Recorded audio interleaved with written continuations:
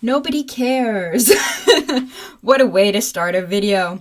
Why would I even make a video if nobody cares? But that's exactly why I'm making it. You may think no one caring is actually a negative thing, but when you really think about it, it is quite freeing.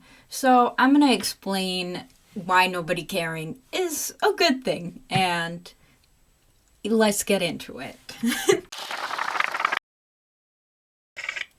You know how you see those comments all the time on TikTok and they're like, nobody cares. Who asked? Well, I asked.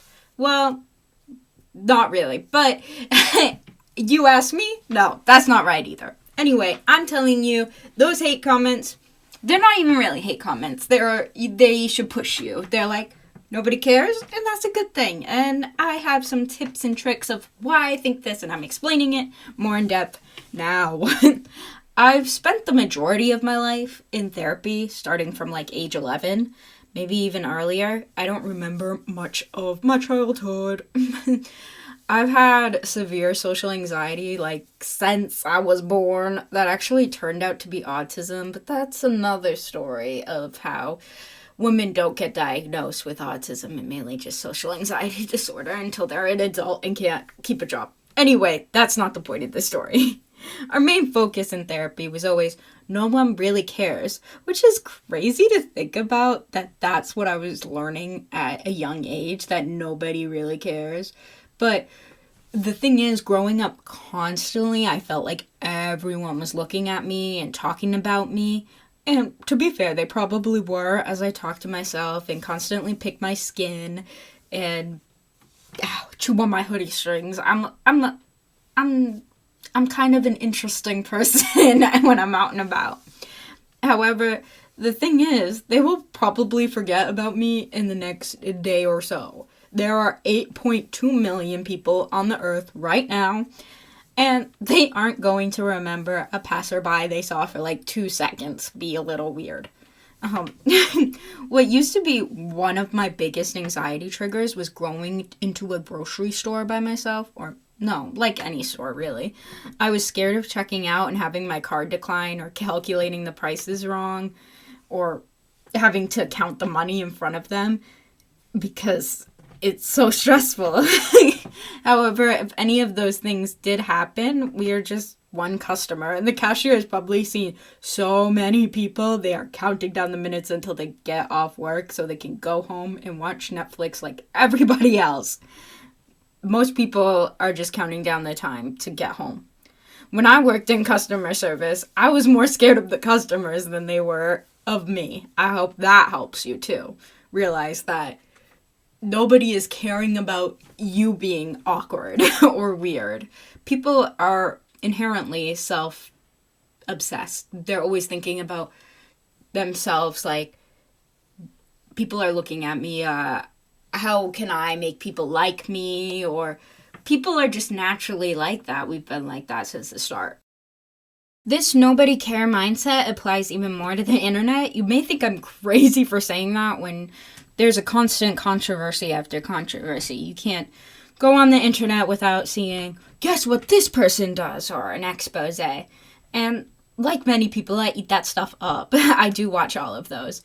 But as I said earlier, there are 8.2 million people on Earth, which is crazy. So with so many people on the internet, you're a basically shouting into the void. Sorry for that weird voice. It just came over me. That's not to excuse the terrible things people do, of course, that happen on the internet, because a lot of those people do deserve to be canceled, but a lot of times they physically can't be canceled because there's always someone defending them, and they just come right back as if nothing happened. So that doesn't excuse those types of people. But this mindset is intended to show you that you can follow your creative pursuits and not take others so seriously. Are you really going to get 1,000 hate comments on your first post? No, you're not. Because nobody knows who you are. And yeah, that might be sad because you want people to see your art or your music or your dancing. But this leads me to another point. If you're already thinking about other people's opinions, who are you creating for in the first place? You can't create for others. They don't care. People are smart. They know when you're pandering to them and creating solely for the sake for other people to see. You have to create things from your own feelings and emotions, and those who connect will come. As I'm sure nobody's searching, no one cares, randomly into the internet void and randomly clicking this video. It probably got recommended to you or something and you randomly clicked on it. I'm not creating for you specifically. I just hope this helps you and I hope you relate to my story / mindset. As I grow on the internet, I've been getting more comments. There are some people who enjoy negativity but still don't really care about the source they are throwing it at. I don't want to deter you from pursuing your creative online hobbies, but there will always be someone who wants to rage bait. I mean, seriously, have you been on TikTok? There's a lot of rage bait. I mean, you see it all the time on Twitter as well. One of the many reasons I don't use Twitter.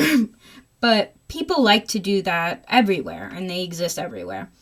Like, I'm on TikTok, I see it all there. Yeah.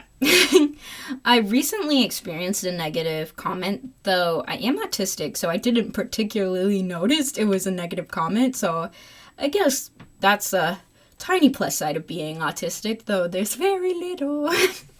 The commenter said, maybe this is a sign, and I was like, I wonder what they mean. I like taking signs from the universe. And I asked, a sign for what? And they said to stop this shit, and they mean my art, because I said my pen died in the middle of my art, and I was being overdramatic and screaming about it, and they were saying this is a sign to stop. This was over one of my art pieces, so yeah, it may have been foolish of me, but I did continue to reply. Do you have any constructive criticism? Because I'm always looking to improve. I felt like this was a good reply because as an artist, we never stop learning and growing just like all humans. Metaphorically, of course, because you stop growing at a certain age and your brain finishes developing at 25. Later if you're autistic, though. That's off the point. That's not the point. Though, after the reply that I said about, do you have any constructive criticism, the commenter deleted all their comments and then liked the video. You can thank that commenter for being the inspiration of this video, actually. They made me realize a lot about the internet. As I said before in therapy, I learned nobody really cares if you're acting oddly because you're 1 in 8 million. I didn't really think that applied to the internet because everyone seems to care so much over there, and there's so many comments on every video on TikTok, and there's a controversy every day, and people just seem so angry. Not too long ago, my favorite autistic creator, Chloe Hayden, stepped away from Instagram due to all the hate she was receiving from being openly autistic. It seemed like all these faceless people cared about each individual person and what they perceived as wrong. Seeing so much hate for a person just like me and receive so much hate for being like having the same thing as me and being open about it was certainly discouraging. I was getting that feeling again that most autistic people have felt at one point or another. The one that is like, everybody hates me and I can't change anything about myself because this is who I am. However, those people don't really care. And that's not to diminish how awful it feels when random people tell you you suck. People generally don't care about random people, preoccupied with their jobs and bills. When given anonymity, is that how you say it? Anonymity? It is freeing. They don't care about how words affect people and forget there is another person behind the screen. So the not caring thing can be negative because they don't care about other people behind the screen.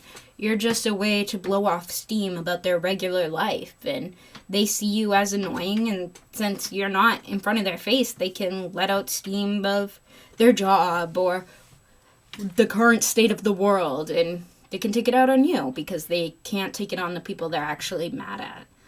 So, yeah, and they'll forget about it in the next 5 scrolls. Which is also why TikTok is kind of damaging us all, but it is what it is. Long story short, don't let other people's opinions stop you from pursuing what you want, because you are 1 out of 8.2 billion. There is so much going on in the world right now. Fires, book bannings, app bannings, wars, etc. The world's kind of on fire. No one cares that you are just starting on YouTube, Twitch, art, or whatever creative pursuit you want to do. People might think you're cringe and say something rude, but they will forget about it in a day because it's just another day on the internet for that person. And they don't realize that they're affecting you. To be cringe is to be free, if you will. Well, people are not busy, not caring.